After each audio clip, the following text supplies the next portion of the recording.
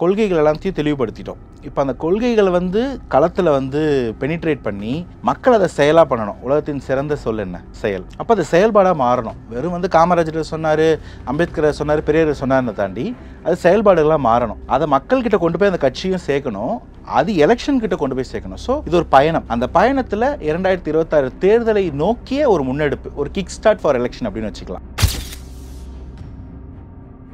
TTV Dinakaran, Sasikala அம்மையார், OPS எல்லாம் இல்லாத ஒரு அஇஅதிமுகல மதுரை பெல்ட்ல இருக்கக்கூடிய ஒரு முக்கியமான பெருவாரியான வாக்குகள் வச்சிருக்கக்கூடிய ஒரு சாதி அஇஅதிமுக இன்னைக்கு அரவணைப்புல இல்ல.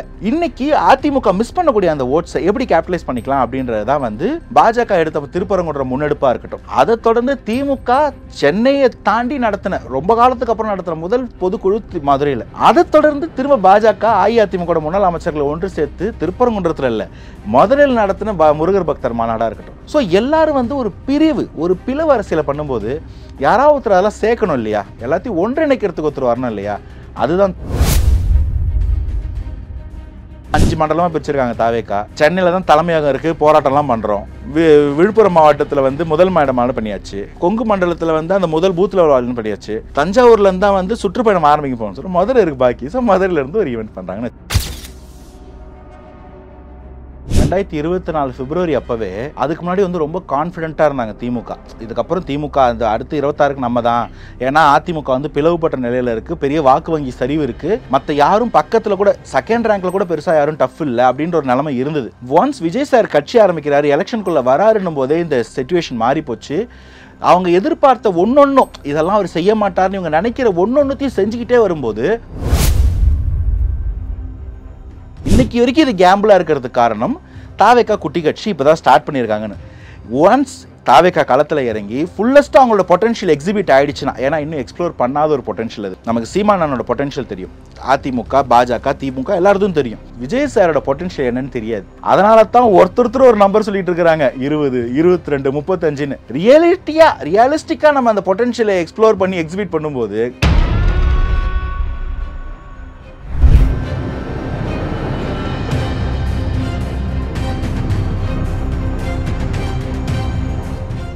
ரியல் ஒன் நேயர்களுக்கு வணக்கம். இன்று நம்மளுடைய நேர்காணலுக்கு அரசியல் விமர்சகரான திரு அனந்தஜித் அவர்கள் இணைஞ்சிருக்காங்க. பிரதர் வணக்கம். வணக்கம்.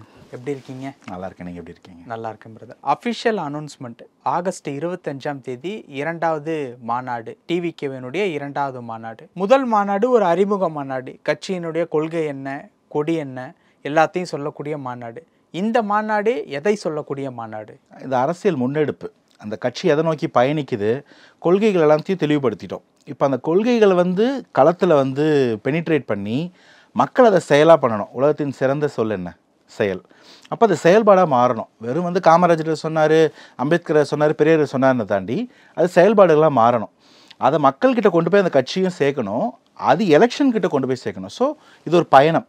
அந்த பயணத்தில் 2026 தேர்தலை நோக்கிய ஒரு முன்னெடுப்பு, ஒரு கிக் ஸ்டார்ட் ஃபார் எலெக்ஷன் அப்படின்னு வச்சுக்கலாம். ஸோ இந்த என்னென்னலாம் சொன்னமோ அதை செயல்படுத்திக்கிட்டு இருக்கோம், அது எப்படி என்னென்ன பண்ணணும் அப்படின்றதுக்கான ஒரு முன்னெடுப்பு. இந்த மாநாடை பொறுத்த வரைக்கும் ஆகஸ்ட் 25ஆம் தேதி நடக்குது. அது முதல்ல நம்ம சில விஷயங்கள் பேசும்போது விஜயகாந்த் அவர்களுடைய பிறந்த நாள் மதுரையில் நடக்கிறதா சொல்லியிருக்காங்க. பூமி பூஜை கூட இன்னைக்கு அந்த இடத்துல போட்டிருக்காங்க. இப்போ சமீப கால அரசியல் நிகழ்வுகள், இப்போ முருகன் மாநாடு, திமுகவினுடைய பொதுக்குழு மீட்டிங், அதன் பின்பு நடக்கக்கூடிய இன்னொரு விஷயமும் மதுரையில் நடந்தது. எல்லாமே மதுரையை மையமாக வச்சே நடத்துறதுக்கு ஏதாவது பர்டிகுலராக காரணம் இருக்கா அப்படிங்கிறத பற்றி சில அரசியல் நேர்காணலில் பேசியிருந்தோம். தற்பொழுது டிவிகேவும் மதுரையை தொட்டிருப்பதற்கு உண்டான காரணம் என்ன? ஏதாவது ஜாதி வாக்கை கவரணும் அப்படிங்கிறதுக்கு உண்டான காரணமா, இல்லை தென் தமிழகத்திற்கு மதுரை ஒரு ஜங்ஷனாக இருக்குது, அதுலேருந்து நம்ம ரூட் எடுக்கலாம் அப்படிங்கிற மாதிரி ஏதாவது காரணம் இருக்கா? என்ன? எல்லாமே ஆல் ஆஃப் தி அபவ். முதல்ல நீங்கள் சொல்லாத ஒரு காரணத்தை மட்டும் சொல்கிறேன். மதுரையில் ஒரு சின்ன கிரைசிஸ் ஒன்று உண்டாயிடுச்சு. இந்த திருப்பரங்குன்றம் கோயில் இஷ்யூவில் அது ஹிந்துஸ் வெர்சஸ் நான் ஹிந்துஸ் மாதிரி ஒரு போர்ட்ரே ஒன்று கிரியேட் பண்ண ட்ரை பண்ணாங்க. ஹிந்து விசஸ் முஸ்லீம் அப்படிங்கிற மாதிரி தான். இல்லை, அது வந்து ஹிந்துஸ்குள்ளவே வந்து இந்த சித்தாந்தம் வேண்டாம், நாங்கள் அண்ணன் தம்பியாக பழகிறோம்னு சொன்னவங்களாம் அந்த பக்கம் தான் இருந்தாங்க. இல்லை, இதை வந்து திருப்பரங்குன்றம் முருகர் கோயில், இது அப்படி தான் காப்பாற்றணும், இதுக்கு இந்த மாதிரி ஒரு ஆபத்து வரக்கூடாதுன்னு சொன்னாங்க, இந்த பக்கம் இருந்தாங்க. ஸோ இது ஒரு நரேஷன். அந்த ஒரு பிரச்சனை வரும்போது இது வந்து மதம் சார்ந்த ஒரு பிரிவு ஒரு ஏற்படுத்த ஒரு சின்ன ஒரு ஃபேக்ஷன், ஒரு சின்ன ஒரு விரிசல் ஒன்று பார்க்க முடிஞ்சு. ஜாதியை வரியப்படுத்திங்கன்னா, இந்த ஜாதி மதன்றது அரசியலில் இருக்கக்கூடாது, அது மனிதர்களுக்கே தேவையில்லை, அது கொஞ்சம் தூரமாக வைங்க, கடவுள் நம்பிக்கை மட்டும் போதுன்ற மாதிரியான ஆள் நான். இருந்தாலும் இந்த காலத்தில் இதெல்லாம் இருக்குன்னும் போது நம்ம அதை கண்ணை முடிக்கிட்டு பூனை கண்ணை முடிட்டா உலகம் இருன்றோன்னு சொல்ல முடியாது. அதெல்லாம் இருக்குது. என்ன சொல்கிறது, இது அன்அவாய்டபிள் டெவில்ஸ். அந்த அன்அவாய்டபிள் ஈவில்ஸ் எல்லாம் நம்ம வந்து அட்ரஸ் பண்ணி தான் அதை எப்படி சரி பண்ண முடியும்னு பார்க்க முடியும். அந்த வகையில் வந்து அஇஅதிமுகவுக்கு இப்போ பர்டிகுலராக வந்து எடப்பாடியாரோட ரெஜிமில் இன்னும் ப்ரிசைஸாக சொல்ல போனோம்னா டிடிவி தினகரன், சசிகலா அம்மையார், ஓபிஎஸ் எல்லாம் இல்லாத ஒரு அஇஅதிமுகவில் மதுரை பெல்ட்டில் இருக்கக்கூடிய ஒரு முக்கியமான பெருவாரியான வாக்குகள் வச்சிருக்கக்கூடிய ஒரு ஜாதி வந்து அஇஅதிமுகவுக்கு இன்றைக்கி அரவணைப்பில் இல்லை. ஆனால் அஇஅதிமுகவோட பெல்ட்டாக இருந்த ஒரு இடம் அது எம்ஜிஆர் காலகட்டத்தில் இருந்தே இவங்களுக்கு கூட அது ரொம்ப சாலிடான ஒரு இடம் தான் அஇஅதிமுக, ஜெயலலிதா அம்மையார் கூட. அதை கொஞ்சமாக வீக்கெண்ட் பண்ணவர் தான் வந்து அழகிரி. அதனால தான் அழகிரி வந்து மதுரையின் தளபதியாக மாறினார் திமுகவுக்கு. மற்றபடி எப்பயுமே வந்து அண்ணா காலத்துலேருந்து மதுரை வந்து கொஞ்சம் வீக்கு தான் திமுக. இன்னைக்கு அதிமுக மிஸ் பண்ணக்கூடிய அந்த ஓட்ஸை எப்படி கேபிட்டலைஸ் பண்ணிக்கலாம் அப்படின்றது தான் வந்து பாஜக எடுத்த திருப்பரங்குன்ற முன்னெடுப்பாக இருக்கட்டும். அதை தொடர்ந்து திமுக சென்னையை தாண்டி நடத்தின, ரொம்ப காலத்துக்கு அப்புறம் நடத்தின முதல் பொதுக்குழு மதுரையில். அதை தொடர்ந்து திரும்ப பாஜக அஇஅதிமுக முன்னாள் அமைச்சர்களை ஒன்று சேர்த்து திருப்பரங்குன்றத்தில் இல்லை, மதுரையில் நடத்தின முருகர் பக்தர் மாநாடாக இருக்கட்டும். ஸோ எல்லாரும் வந்து ஒரு பிரிவு, ஒரு பிளவு அரசியலை பண்ணும்போது யாராவது ஒருத்தர் அதெல்லாம் சேர்க்கணும் இல்லையா, எல்லாத்தையும் ஒன்றிணைக்கிறதுக்கு ஒருத்தர் வரணும் இல்லையா. அதுதான் தாவேக்கா. இங்கே வந்து ஜாதியாவோ மதமாவெல்லாம் இல்லை, எல்லாரும் மனிதமாக ஃப்ரெண்ட்ஸாக, இன்னும் சொல்ல போனால் விஜய் சாரோட ஃபேன்ஸாக தாவேக்கா தொண்டர்லாம் ஒன்று சேருவோம். விஜய் சார் ஏதோ ஒன்று மாற்றத்தை கொண்டு வர ட்ரை பண்ணுறாரு, அது என்னன்னு கேட்போம், அவருக்கு செவிமடுப்போம் அப்படின்றது தான் இந்த மாநாட்டோட முன்னெடுப்பு. எங்கே வந்து ஒரு கேப் இருந்ததோ, எங்கே இருக்க ஒரு பெருவாரியான மக்களுக்கு யாரை நம்புறதுனே தெரிலன்ற இடம் வருதோ அந்த இடத்துல ஒரு நம்பிக்கை மிளறதுக்கான வாய்ப்பாக தான் தாவேக்கா அங்கே உள்ள போகிறாங்க. இது ரெண்டாவது. தொடர்ச்சியாக பார்த்தீங்கன்னா தாவேக்கா மதுரை வந்து தமிழகத்துக்கு 2வது கேபிட்டலாக மாறுற அளவுக்கு ஒரு பேச்சு. கோயம்புத்தூர் தான் அது வந்து இப்போ இது வந்து நீங்கள் இந்த ஜென்ரேஷன், நீங்கள் 2K இல்லையா, அது இப்போ கோயம்புத்தூர் வந்து கொங்கு மண்டலமாவோ இல்லை தட்சிண தமிழகமாவோ பிரிக்கிறதுக்கான பேச்சு நடந்தது. நான் சொல்கிறது அப்போ இல்லை 2006 to 11 தமிழகத்தை 2ஆக பிரித்து ஒருத்தருக்கு வந்து சென்னை தலைநகரமாகவும் இன்னொருத்தருக்கு மதுரை தலைநகரமாகவும் கொடுக்கலான்ற ஒரு பேச்செல்லாம் இருந்துச்சு. ஆமாம், 2006 to 11 சொல்லிட்டேன், இன்னும் நீங்கள் ப்ரிசைஸாக கேட்டால் என்ன நான் சொல்கிறது. அதனால அந்த காலகட்டத்தில் அப்படி ஒரு பேச்சு இருந்ததாக சொல்லுவாங்க. அப்போ மதுரை வந்து சென்ட்ரல் பெல்ட், எல்லாத்தையும் தாண்டி மதுரையும் திருச்சியும் சென்னை தமிழகத்தோட மிட் பாயிண்ட்ஸ். நீங்கள் எங்கேருந்து வரனாலும் ஒரே டைம் தான் ஆகும். நீங்கள் கோயம்புத்தூர்லேருந்து மதுரை வரனாலும் 6 மணி நேரம் ஆகும், சென்னையிலேருந்து மதுரை போனாலும் 6 மணி நேரம் ஆகும், தஞ்சாவூர்லேருந்து மதுரை வரனாலும் 6 மணி நேரத்துக்கு வந்துடலாம். ஸோ அது மதுரையும் திருச்சி அந்த மாதிரி ஒரு சென்டர் பாயிண்ட்டு.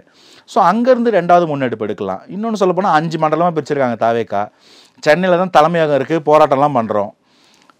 விழுப்புரம் மாவட்டத்தில் வந்து முதல் மாநிலமான பண்ணியாச்சு, கொங்கு மண்டலத்தில் வந்து அந்த முதல் பூத்தில் வாழ்னு பண்ணியாச்சு, தஞ்சாவூர்லேருந்து தான் வந்து சுற்றுப்பயணம் ஆரம்பிக்க போகணும்னு சொல்லி மதுரை இருக்குது பாக்கி. ஸோ மதுரையிலேருந்து ஒரு ஈவெண்ட் பண்ணுறாங்கன்னு வச்சுக்கலாம். ஸோ பல காரணங்கள், இது ஒன்று தான் அது ஒன்று தான் இல்லை, இது எல்லாம் சேர்ந்து தான் அந்த all of the above. So அந்த இடத்துக்கு ஒரு தேவை இருக்குது. இதெல்லாத்தையும் தாண்டி நான் ஒரு கேள்வி கேட்குறேன், why Madurai, why not Madurai? நல்லா தானே இருக்குது. மதுரைன்னு சொன்னாலே சென்னையெல்லாம் கூட நிறைய தாண்டிட்டோம். ஆனால் மதுரை இன்றைக்கி போனாலும் ஒரு மண் வாசனை இருக்கும். நம்ம தாத்தா இருந்தால் என்ன சாப்பிட்ருப்பாரு, எப்படி வாழ்ந்துருப்பான்றது நம்ம பார்க்க முடியும். இன்றைக்கி போனாலும் மலைக்கோனார் சந்தனைக்கு மணக்கம். இப்போ மதுரைக்குள்ளே போகிறது ஒரு நல்ல விஷயம். அந்த ஜாதி ஓட்டு அப்படிங்கிற மாதிரியான ஒரு விஷயத்த சொல்லியிருந்தேன்ல, இப்போ விக்கிரவாண்டி வி சாலையில் நடந்தது வந்து அந்த சைடு வந்து வன்னியர் பெல்ட்டு. விஜயகாந்த் பர்த்டேவில் அந்த மாநாடு நடக்குது அப்படிங்கிறப்போ விஜயகாந்த் அவர்கள் முதலாக நின்ற தொகுதி கூட கடலூர் சைடில் இருக்கக்கூடிய ஒரு தொகுதி தான். அப்படிங்கிறப்போ வன்னியர் பெல்ட்டில் நடந்த முதல் மாநாடு. இந்த பக்கம் பார்த்தீங்க அப்படின்னா வந்து தேவர் சமுதாயம் வந்து மக்கள் வந்து மதுரையில் வந்து ரொம்ப அதிகமாக இருக்காங்க. ஸோ அந்த சமுதாய மக்கள் இந்த பக்கம் வன்னியர் சமுதாயத்தை கவர் பண்ணியாச்சு, அந்த பக்கம் தேவர் சமுதாயத்தை கவர் பண்ணுற மாதிரி அதாவது ஒரு விஷயம் அமைஞ்சது அப்படின்னா ஒரு மெஜாரிட்டியான வாக்குகள் கிடைப்பதற்கு கூட வாய்ப்பு இருக்குது. அப்படிங்கிற பட்சத்தில் தான் இந்த தமிழக அரசியல் களத்தினுடைய ஓட்டு இப்போ வரைக்குமே அப்படி தான் இருந்துகிட்டு இருக்கு. அந்த மாதிரி ஏதாவது பிளான்ஸ் இருக்கா? முதல்ல வந்து விஜயகாந்த் சாரோட ஃபர்ஸ்ட் வெற்றி வந்து விருதாச்சலம், இஃப் ஐம் ரைட். அது வந்து வேற பெல்ட், அது நாடார் பெல்ட்னு சொல்லுவாங்க, if I'm right, I'm not sure. இந்த மதம் ஜாதியெல்லாம் வந்து எனக்கு ஆகாத ஒரு விஷயம், அதை தள்ளி வைக்கிறேன். ஆனால் அது இங்கே இல்லாமல் இல்லை, அது இருக்குது. இப்போது ஹிந்து முஸ்லீம் கிறிஸ்டின்ஸ்னு முக்கியமான 3 மதங்களை வச்சுப்போம். அதே மாதிரி நீங்கள் ஜாதியாகவும் பல ஜாதிகளை வச்சுக்கலாம். நீங்கள் வந்து மதுரை பெல்ட்டுக்கு போனால் முக்குளத்தூர் சொல்லலாம், கோயம்புத்தூர் பெல்ட்டுக்கு போனால் கவுண்டர்கள் சொல்லலாம். அதே மாதிரி நீங்கள் விழுப்புரத்தில் வந்து வன்னியர்கள் சொல்லலாம். ஸோ இந்த மாதிரியான வாக்குகள் எல்லா இடத்துலையும் வந்து தலித் மக்களோட வாக்கு முக்கியமான வாக்கு, நான் அதை குறைக்கல. ஆனால் அந்த இடத்துல சொல்லப்படுற பெல்ட்டாக, அந்த இடைநிலை சாதி பெல்ட்டாக இப்படி இருக்குன்னும் போது இந்த பெல்ட்டுகள் எல்லாத்தையுமே வந்து உள்ளே போய் அந்த ஜாதியை எடுத்துக்கிறேன். நான் மதுரையில் மாநாடு போட்டால் அது தேவருக்கு மாநாடு, கோயம்புத்தூரில் பூத்தில் நடந்தால் அது கவுண்டர்களுக்கானது, முதல் மாநாடு வந்து வில்லாணி சாலை விக்கிரவாண்டியில் நடத்தினா அது வந்து வன்னியர்கள். இப்படி நினைக்காதீங்க. ஒரே ஆள், ஒரே தலைவன் இந்த இடத்துலையும் அந்த இடத்துலையும் அந்த இடத்துலையும், நாடார் பெல்ட்லையும் வன்னியர் பெல்ட்லையும் கவுண்டர் பெல்ட்லையும் மீனவர் பெல்ட்லையும் ஒர்க் பண்ணுறாரு. ஒரே ஆள் முஸ்லீம்களுக்காகவும் கிறிஸ்டின்காகவும் ஹிந்துக்காகவும் இருக்கும்போது இதை வந்து நீங்கள் பிரித்து பார்க்கக்கூடாது. இதுதான் அந்த பிரிவினை அரசியலுக்கும் ஒற்றுமை அரசியலுக்கும் வித்தியாசம். ஒரே இடத்துல நம்ம எல்லாருக்குமே ஒரு ஜாதி அடையாளம் உண்டு, ஒரு மத அடையாளம் உண்டு. நம்ம வேணானாலும் அது நம்ம பின்னாடி தொத்திக்கிட்டு இருக்கு. அது இன்னைக்கு கால கட்டாயம், அது கால கொடுமை. ஆனால் இந்த அடையாளங்களை வைத்து பிரிப்பது ஒரு அரசியல், இந்த அடையாளங்களை புறக்கணித்து சேர்ப்பது ஒரு அரசியல். அந்த சேர்க்கும் முகம் தான் வந்து ஜென்ரலிஸ்டிக்கான ஒரு முகம். அந்த முகத்துக்கு எந்த அடையாளமும் இருக்கக்கூடாது. எல்லாரும் இவன் ஏழ்றா, ஏன் அண்ணன்டா, ஏன் தலைவன்டான்னு ஒரு பார்க்கணும். அந்த மாதிரியான முகங்களுக்கு தான் இது ஈஸியாக நடக்கும். அதுதான் கரிஷ்மா அப்படின்னு சொல்கிறது. இன்றைக்கி நீங்கள் தளபதி விஜய் எடுத்துக்கங்க, நீங்கள் எந்த ஜாதி எந்த மதம் வேணால் எடுத்துக்கங்க, அதில் ஒரு ஃபேன்ஸ் இல்லை நீங்கள் சொல்ல முடியாது. நீங்கள் அவர் ஜோசப் விஜய்னு பிராண்ட் பண்ணாலும் நம்ம கொண்டாடுவோம். நீங்கள் அவர் நாளைக்கு அப்துல் விஜய்னு சொன்னாலும் நான் கொண்டாடுவேன். அவர் வந்து நீங்கள் வெறும் விஜய்னு சொன்னாலும் நான் கொண்டாடுவேன். எனக்கு அவர் நீங்கள் எந்த மதம் வச்சாலும் அவர் எனக்கு பிடிக்கும். நீங்கள் எந்த ஜாதின்னு அவர் வச்சா எனக்கு பிடிக்கும். நாளைக்கே நீங்கள் அவர் வேற ஒரு ஜாதி பேர் சொல்கிறீங்க, என்னப்பா அவர் நம்ம ஜாதியாக இருந்தால் நம்ம பாராட்டலாம் ரசிக்கலாம், அவர் வேறு ஜாதி ஆட்டுன்னு சொல்ல போகிறோம். என்னைக்கு விஜய் சார் எங்களுக்கு விஜய் சார் தான். நடிகர் அஜித் அவர்களே தேவர் சமுதாயம்னு கொஞ்சம் சொல்லிட்டு இருந்தார். அது என்னென்னமோ சொல்லுவாங்கங்க. நீங்கள் ஒரு நேரம் பார்த்தீங்கன்னா அவர் நான் சின்ன வயசில் இருக்கும்போது அவர் வந்து பாகிஸ்தான்லேருந்து வந்து ஒரு கலராக இருக்காருன்னு நான் பார்த்தேன். அப்புறம் வந்து அவர் ஆந்திர பிரதேஷ் அவங்க அம்மானாங்க. இவனுங்க கதைக்கெல்லாம் காரணம் சொல்ல முடியாதுங்க. எனக்கு என்னன்னா ரஜினி சார் சொன்ன ஒரு வார்த்தை இருக்கு, என்ன நீங்க தமிழனா ஏத்துக்கிட்டீங்க, இங்கேயே வாழ்ந்துட்டு இங்கேயே இருந்துட்டு நீங்க தமிழனா நீங்க ஏத்துக்கிட்டீங்க அப்படின்ற மாதிரி. அப்பா ரஜினி சார் நமக்கு எல்லாருக்கும் தெரியும், அவர் மராட்டி மொழி பேசுறவர், கர்நாடகத்தில் உழைச்சிட்டு அப்புறம் இங்கே வந்தவர். அவரையே தமிழனா ஏத்துக்கிட்டோம் போது தமிழ்நாட்டிலேயே பிறந்த ஒருத்தருக்கு என்னப்பா ஜாதி அடையாளம் மத அடையாளம்ன்றது தான். அப்போ நான் சொல்ல அந்த பாயிண்ட் என்னன்னா, இந்த பிரிவினை எல்லாம் இருக்கு. அந்த பிரிவினை எல்லாத்தையும் கலைந்து ஒருத்தரை, ஒரு முகத்துக்கு ஒருத்தர் ஒன்றிணைக்கணும்னா அவன் தான் கரிஷ்மா தலைவர். அந்த தலைவராக விஜய் இருக்கிறாரு. அப்போ அவர் எந்த பெல்ட்டில் மாநாடு போட்டாலும் அந்த மக்களை சந்திக்க போறாரு. அங்கே இருக்கிற இப்போ நீங்கள் சொல்றீங்க தேவர் பெல்ட்ன்றீங்க, அப்போ அங்கே வந்து வேற ஜாதிக்காரன் வந்து அப்பா நான் தேவருக்கு பெல்ட் மீட்டிங் போட்டுருக்கேன் நீ வராதுன்னு சொல்லுவார். அங்கே ஹிந்துஸ்க்கு போட்டான்னு சொன்னாங்க, இது முஸ்லீம் சகோதரர் கிறிஸ்டின் வரணும் சொல்ல போகிறேன். அனைவருக்குமான இந்த மனிதத்தை போற்றும் பிறப்புக்கும் எல்லாருக்கும் அரசியல் இருக்கும்போது அங்கே இருக்கிற அடையாளங்கள் இருக்கு. அந்த அடையாளங்களை தாண்டி நம்ம ஒன்றிணைவோம்ன்றது தான் தாவேக்கோட நிலைப்பாடாக நான் பார்க்குறேன். ஓகே, வாக்குல ஜாதி ரிலேட்டபிளான வாக்குகள் இல்லை அப்படிங்கிறத நீங்க ஏத்துப்பீங்களா? இல்லைங்க, அது இருக்கு. நான் சொன்ன அதான் அந்த அன்அவாய்டபிள் ஈவில்ஸ், அதெல்லாம் அதை யாரால உடைக்க முடியும்னு நான் கேட்குறேன். இல்லை, உடைக்க முடியாத அளவுக்கு தான் நம்மளுடைய டிஎம்கே ஏடிஎம்கே ஒன்று பில்ட் பண்ணி வச்சிருக்காங்களே. எல்லாமே இங்கே இருக்குங்க. இங்கே எல்லா அநியாயம் அட்டுழியமும் இருக்கு. என்னைக்கா ஒரு நாள் மாறும், மாற்றம் வரும் நான் எதிர்பார்க்குறேன். என் தலைமுறையில் அட்லீஸ்ட் நான் கண்ண மூடுறதுக்குள்ளேயாவது இந்த ஜாதின்ற ஒன்று போயிடணும் இங்கேருந்து அப்படின்னு ஆசைப்படுறேன். இந்த ஆசையை பெரியாரும் பட்டிருப்பாரு, அண்ணாவும் பட்டிருப்பாரு, எம்ஜிஆரும் பட்டிருப்பாரு, கலைஞர் பட்டிருப்பாரு, நடக்கலை.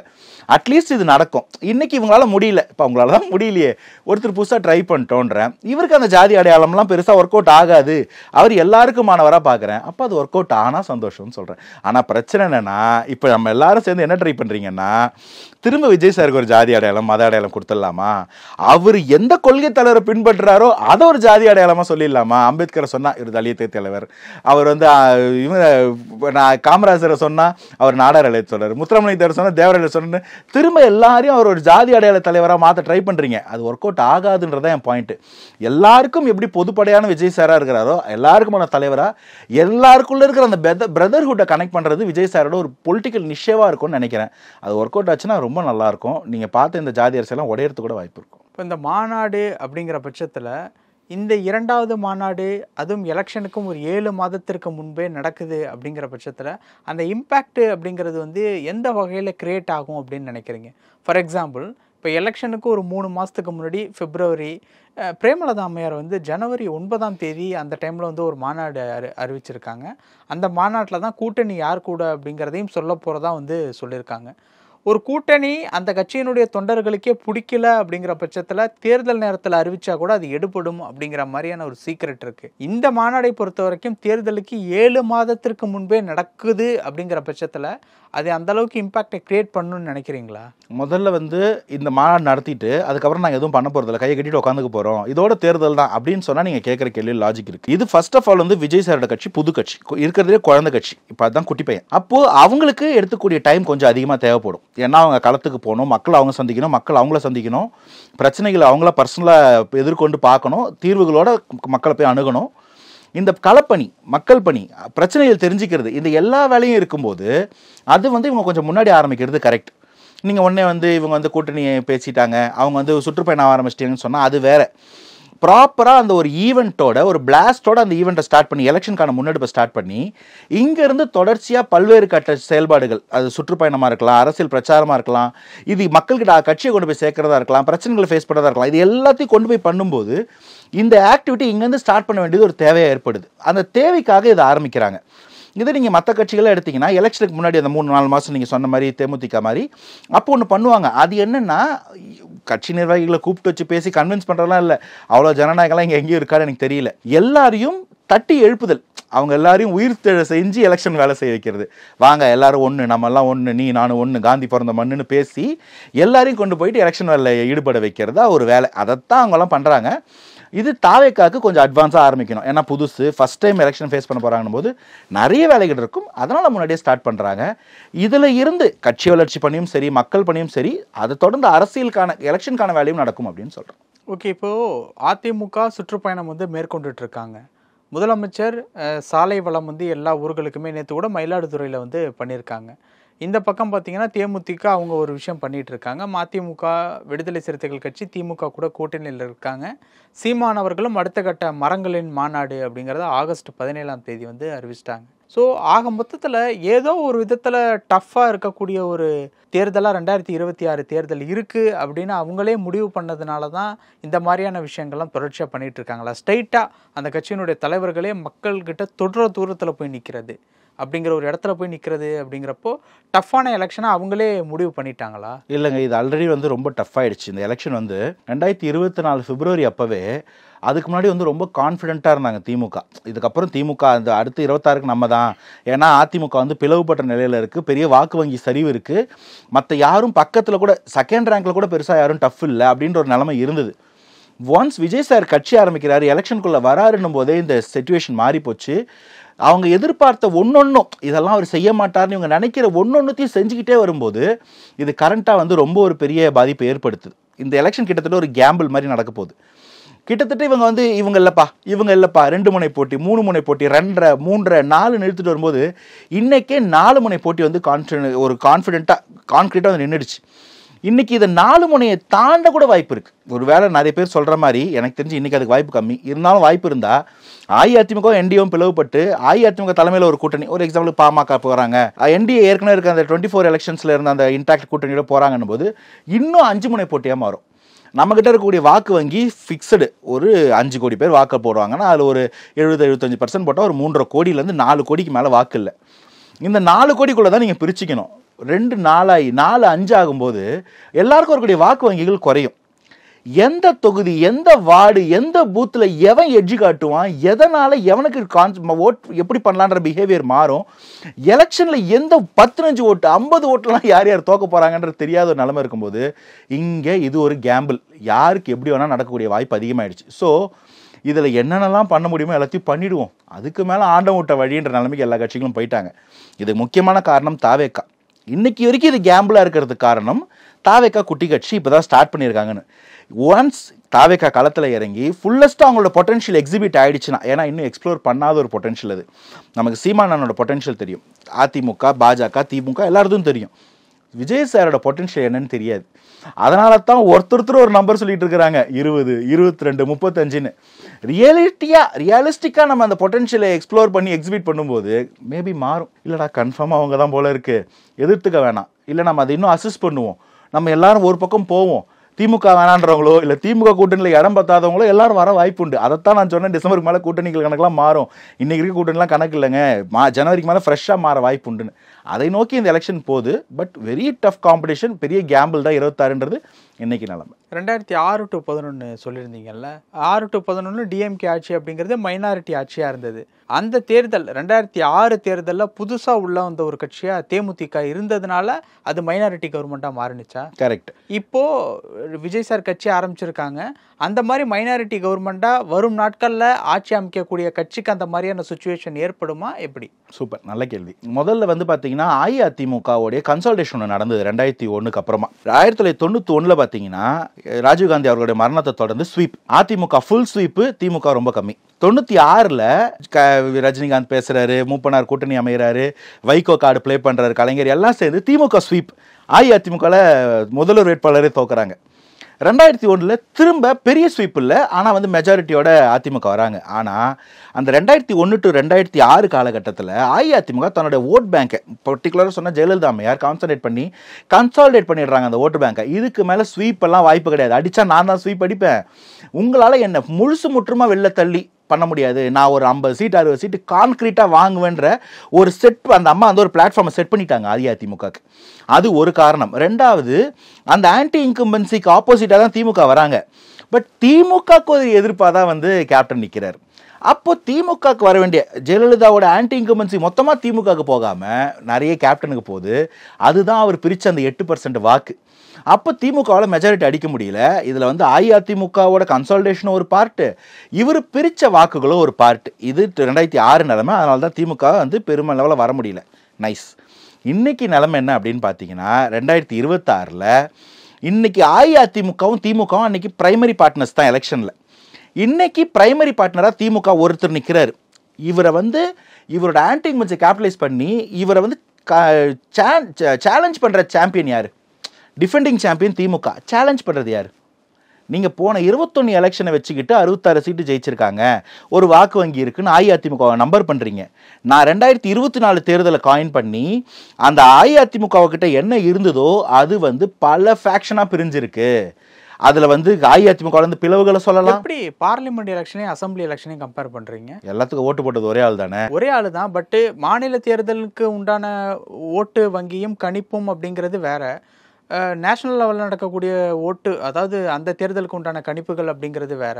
அப்படிங்கிறப்போ நல்ல டவுட். நான் எக்ஸாம்பிளோடய ப்ரூவ் பண்ணுறேன். இப்போ வந்து 24 தேர்தலில் அஇஅதிமுக பெருமளவில் ஷோபிக்காமல் போனதுக்கு அவங்களுக்கு ஒரு பிரதமர் வேட்பாளர் இல்லை. அவங்க ஒரு பிரதமர் கூட அலையன்ஸ் ஏதோ ஒரு பிரதமர் வேட்பாளர் கூட ஃபார்ம் பண்ணலை.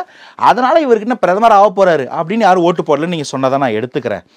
இப்போது வெறுமனை திரும்ப பிளெயினாக 26 வருவோம். 26 வரும்போது இப்போ ஒரு முதல்வர் வேட்பாளர் தான் மேட்ரா? 24க்கு பிரதமர் வேட்பாளர் எவ்வளோ முக்கியமோ 26 தேர்தலுக்கு முதல்வர் வேட்பாளர் அவ்வளோ முக்கியம். இன்னைக்கு முதல்வர் வேட்பாளர் லிஸ்ட் பண்ணுங்க. ஒரு பக்கம் திமுகக்கு முதல்வர் இன்னைக்கு இருக்கக்கூடிய முதல்வர் ஸ்டாலின் தான் பேர் வந்துருச்சு. தாவேகாக்கு விஜய் சார் தான் சொல்லிட்டாங்க. நாம் தமிழ் சீமான் சார் தான் சொல்லிட்டாங்க. அஇஅதிமுக பொறுத்த வரைக்கும் யார் முதல்வர் வேட்பாளர்? எடப்பாடி. யார் சொன்னா? அவங்க என்டிஏ சொல்லுன்ற வார்த்தை போன வாரம் அவர் வந்து கன்ஃபார்ம் பண்ணியிருக்காரு. இவ்வளவு நாள் எடப்பாடி பழனிசாமி தான் சொல்லிட்டு இருந்தீங்க. அவர் சொன்னது கேபினெட்ல இருப்பாங்களா இல்லையா அப்படிங்கிறதுக்கு போன வாரம் கடைசியா கொடுத்த பிரஸ் மீட்ல என்டிஏ வந்து அவங்க முடிவு பண்ணுவாங்க. அதிமுகவோட யார் முதல்வர் வேட்பாளர் அவங்க சொல்லட்டுமே, அவங்க சொல்லுவாங்க என்ன உங்களுக்குன்னு சிரிச்சுட்டே முடிச்சாரு. ஏன்னா அது வரைக்கும் எடப்பாடி பழனிசாமி தான் இங்க முதல்வர்னு இவங்க சொன்னாங்க. நாங்க அன்னைக்கு அஇஅதிமுக வந்து ஒருத்தர் முடிவு பண்ணுவோன்னு டெல்லியில் அமித்ஷா அவங்க சொல்றாங்க. கூட்டணி ஆட்சி இல்லைன்னு எடப்பாடி சொல்றாரு, கூட்டணி ஆட்சி தான் அவங்க சொல்றாங்க. இந்த ஒரு மிஸ்மேட்ச் இருந்துகிட்டே இருந்தது. இதுதான் அங்க இருக்க ஒரு பிளவா பார்த்தோம். கடைசியில் இந்த பிளவுக்கு முற்றுப்புள்ளி வச்சது எடப்பாடி பழனிசாமி அவர்கள். என்ன சொன்னாரு? அப்படிதான் அவங்க முடிவு பண்ணுவாங்க. என்ன உங்களுக்கு அவர் ஒரு கான்ஃபிடென்ட்டா இருக்கார், என்னதான் சொல்லுவாங்க, என்னதான் சொல்லி ஆகணும்.